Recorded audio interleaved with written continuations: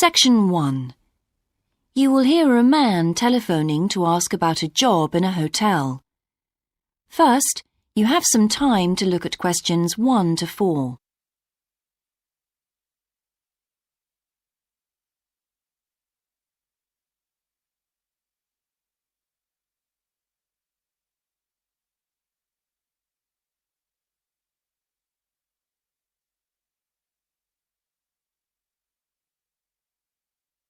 You will see that there is an example that has been done for you. On this occasion only, the conversation relating to this will be played first. Hello, West Bay Hotel. Can I help you? Oh, good morning. I'm ringing about your advertisement in the Evening Gazette. Is that the one for temporary staff? That's right. The advertisement is for temporary staff, so temporary has been written in the space. Now we shall begin.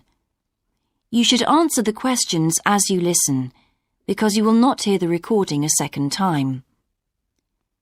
Listen carefully and answer questions 1 to 4. Hello, West Bay Hotel. Can I help you? Oh, good morning. I'm ringing about your advertisement in the Evening Gazette. Is that the one for temporary staff? That's right. Yes, I'm afraid the person who's dealing with that isn't in today, but I can give you the main details if you like. Yes, please. Could you tell me what kind of staff you're looking for? We're looking for waiters at the moment. There was one post for a cook, but that's already been taken. Oh, right. What are the hours of work? There are 2 different shifts. There's a day shift from 7 to 2 and a late shift from 4 till 11. And can people choose which one they want to do? Not normally, because everyone would choose the day shift, I suppose. You alternate from one week to another. OK, I'm just writing all this down. What about time off? You get 1 day off, and I think you can negotiate which one you want. It's more or less up to you, but it has to be the same one every week. Do you know what the rates of pay are? Yes, I've got them here. You get £5.50 an hour, and that includes a break. Do I have to go home to eat, or...? You don't have to. You can get a meal in the hotel if you want to, and there's no charge for it, so you might as well. Oh, good. Yes, so let's see. I get £231 a week. You'd also get tips. Our guests tend to be quite generous. Before you hear the rest of the conversation, you have some time to look at questions 5 to 10.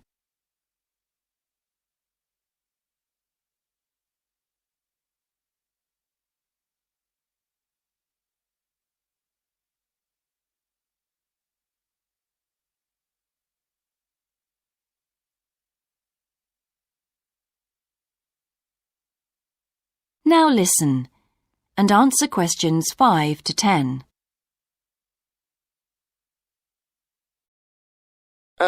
Is there a uniform? What about clothes?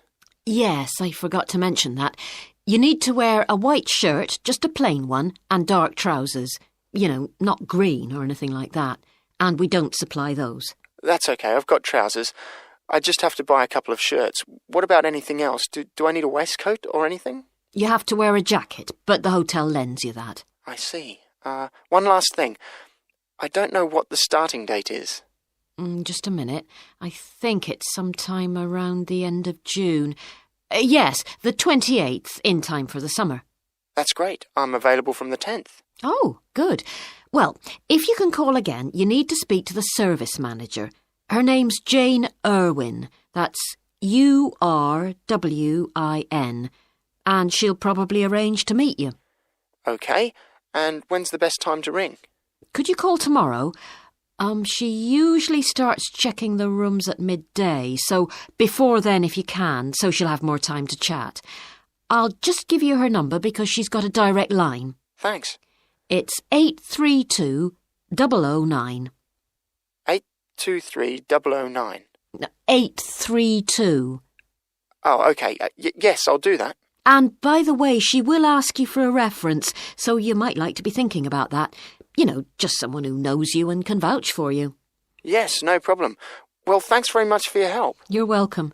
Bye. Bye. That is the end of Section 1.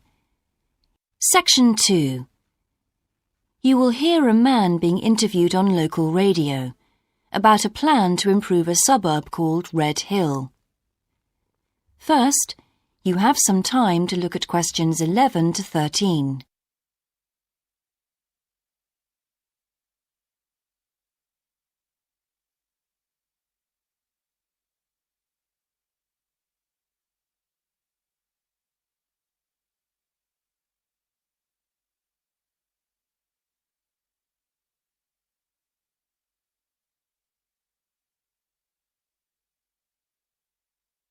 Now listen carefully and answer questions 11 to 13. Good morning and welcome again to Your City Today. With me today is Graham Campbell, a councillor from the City Council. He'll be telling us about the plan to improve the fast-growing suburb of Red Hill. Good morning, Graham, and welcome to the show. Good morning, Carol. Now, Graham, I understand that there has been a lot of community consultation for the new plan. Yes, we've tried to address some of the concerns that local groups told us about.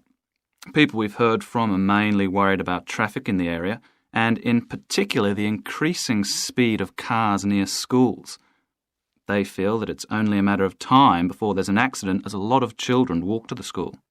So we're trying to do something about that. Another area of concern is the overhead power lines. These are very old and a lot of people we spoke to asked if something could be done about them. Well, I'm happy to report that the power company have agreed to move the power lines underground at a cost of $800,000. I think that will really improve the look of the area as well as being safer. That's good to know. But will that mean an increase in rates for the local businesses in that area? Well, the power company have agreed to bear the cost of this themselves after a lot of discussion with the council. This is wonderful news, as the council now has some extra funds for us to put into other things like tree planting and artwork. Before you hear the rest of the interview, you have some time to look at questions 14 to 20.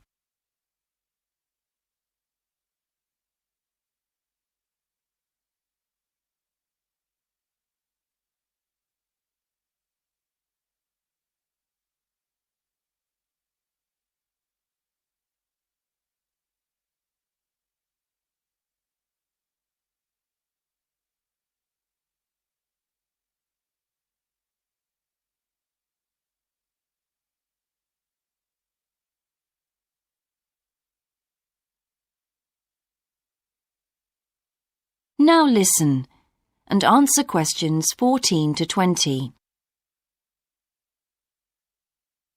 Now, we've also put together a map which we've sent out to all the residents in the area. And on the map we've marked the proposed changes. Firstly, we'll plant mature pine trees to provide shelter and shade just to the right of the supermarket in Days Road.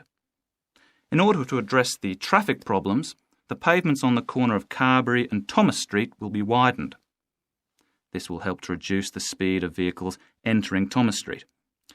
We think it's very important to separate the local residential streets from the main road, so the roadway at the entrance to Thomas Street from Days Road will be painted red.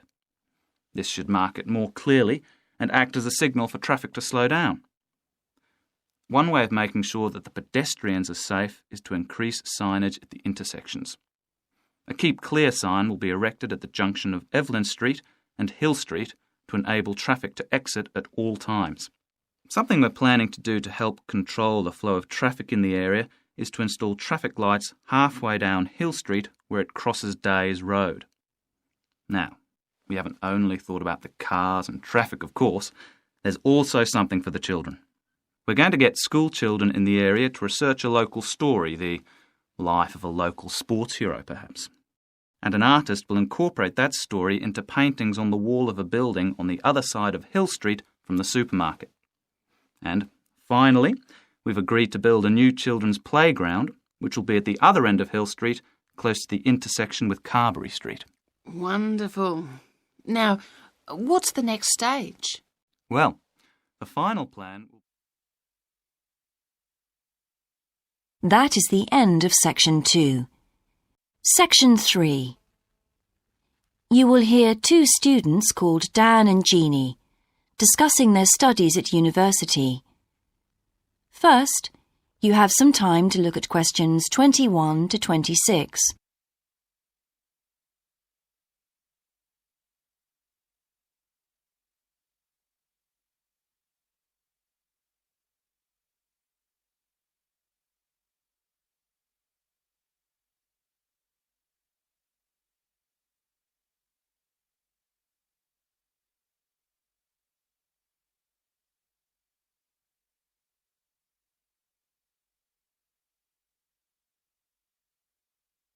Now listen carefully and answer questions 21 to 26.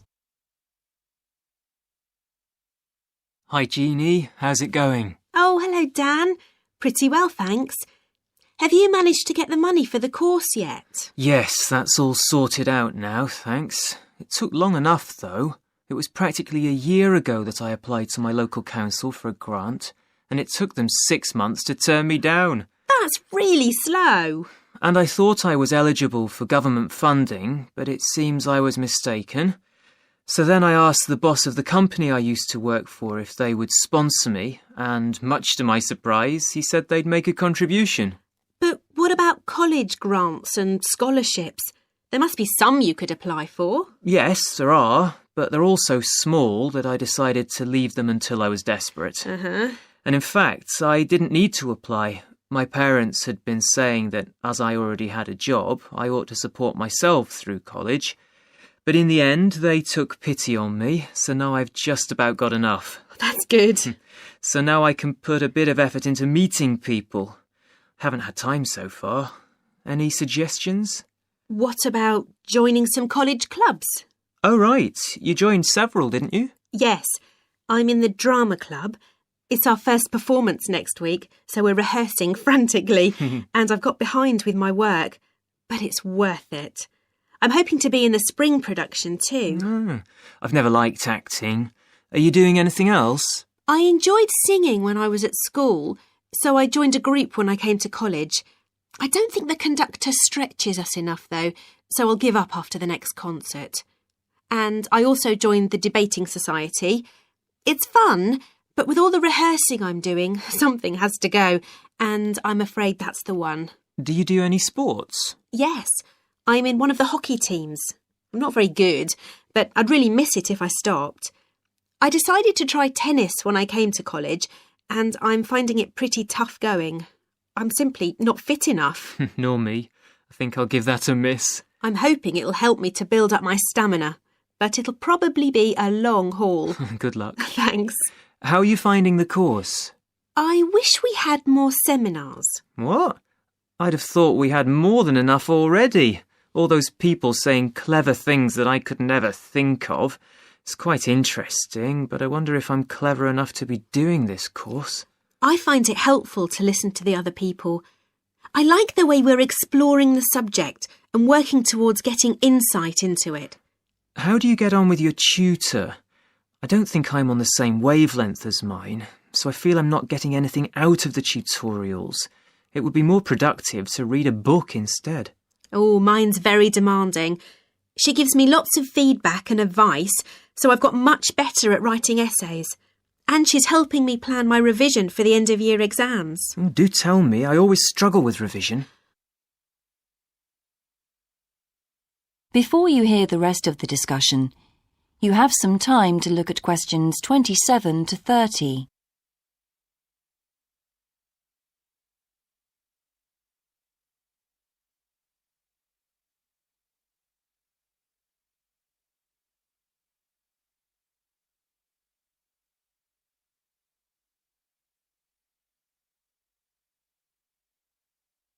Now listen and answer questions 27 to 30.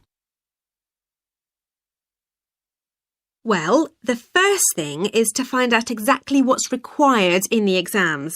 Would it help to get hold of some past papers? Yes, they'll help to make it clear. Right, I'll do that. Then what?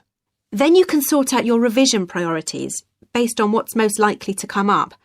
I put these on a card and read them through regularly. But that isn't enough in itself. You also need a timetable to see how you can fit everything in the time available. Then keep it in front of you while you're studying. I've done that before, but it hasn't helped me. Maybe you need to do something different every day. So if you break down your revision into small tasks and allocate them to specific days, there's more incentive to tackle them. With big topics, you're more likely to put off starting. Good idea. And as I revise each topic, I write a single paragraph about it. Then later I can read it through quickly and it helps fix things in my mind. Oh, that's brilliant. I also write answers to questions for the exam practice. It's hard to make myself do it though. Well, I'll try. Thanks a lot, Jeannie. That's a great help. No problem. See you around. Bye. That is the end of Section 3. Section 4. You will hear a lecturer giving a talk about Australian rock art to a group of archaeology students. First, you have some time to look at questions 31 to 40.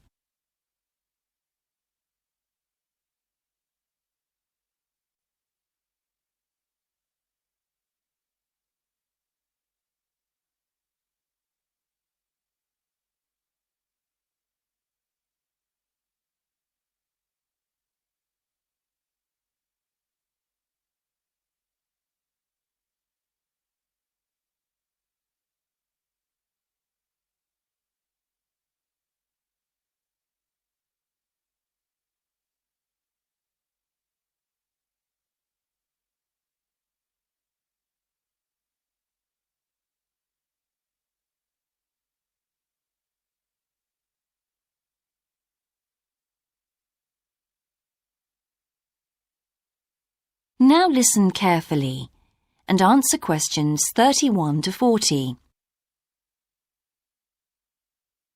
Good morning, everyone. I've been invited to talk about my research project into Australian Aboriginal rock paintings. The Australian Aborigines have recorded both real and symbolic images of their time on rock walls for many thousands of years.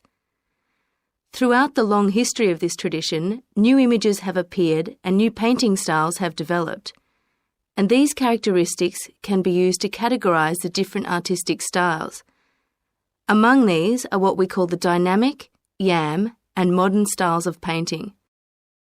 One of the most significant characteristics of the different styles is the way that humans are depicted in the paintings. The more recent paintings show people in static poses, but the first human images to dominate rock art paintings over 8,000 years ago were full of movement. These paintings showed people hunting and cooking food, and so they were given the name dynamic to reflect this energy.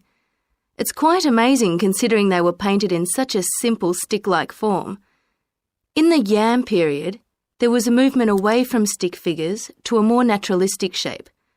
However, they didn't go as far as the modern style, which is known as X-ray because it actually makes a feature of the internal skeleton as well as the organs of animals and humans. The Yam style of painting got its name from the fact that it featured much curvier figures that actually resemble the vegetable called a yam, which is similar to a sweet potato. The modern paintings are interesting because they include paintings at the time of the first contact with European settlers. Aborigines managed to convey the idea of the settlers' clothing by simply painting the Europeans without any hands, indicating the habit of standing with their hands in their pockets. Size is another characteristic. The more recent images tend to be life-size or even larger, but the dynamic figures are painted in miniature. Aboriginal rock art also records the environmental changes that occurred over thousands of years. For example, we know from the dynamic paintings that over 8,000 years ago, Aborigines would have rarely eaten fish and sea levels were much lower at this time. In fact, fish didn't start to appear in paintings until the Yam period, along with shells and other marine images. The paintings of the Yam tradition also suggest that during this time, the Aborigines moved away from animals as their main food source and began including vegetables in their diet, as these feature prominently. Freshwater creatures didn't appear in the paintings until the modern period from 4,000 years ago.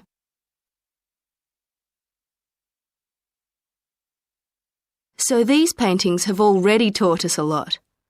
But one image that has always intrigued us is known as the rainbow serpent.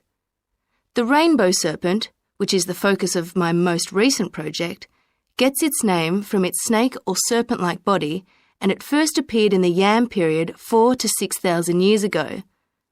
Many believe it is a curious mixture of kangaroo, snake and crocodile. But we decided to study the rainbow serpent paintings to see if we could locate the animal that the very first painters based their image on. The Yam period coincided with the end of the last ice age. This brought about tremendous change in the environment, with the sea levels rising and creeping steadily inland. This flooded many familiar land features and also caused a great deal of disruption to traditional patterns of life, hunting in particular. New shores were formed and totally different creatures would have washed up onto the shores. We studied 107 paintings of the rainbow serpent and found that the one creature that matches it most closely was the ribboned pipefish, which is a type of seahorse. This sea creature would have been a totally unfamiliar sight in the inland regions where the image is found, and it may have been the inspiration behind the early paintings. So, at the end of the Ice Age, there would have been enormous changes in animal and plant life. It's not surprising, then, that the Aborigines linked this abundance to the new creatures they witnessed. Even today, Aborigines see the rainbow serpent as a symbol of creation, which is understandable given the increase in vegetation and the new life forms that featured when the image first appeared. That is the end of section 4.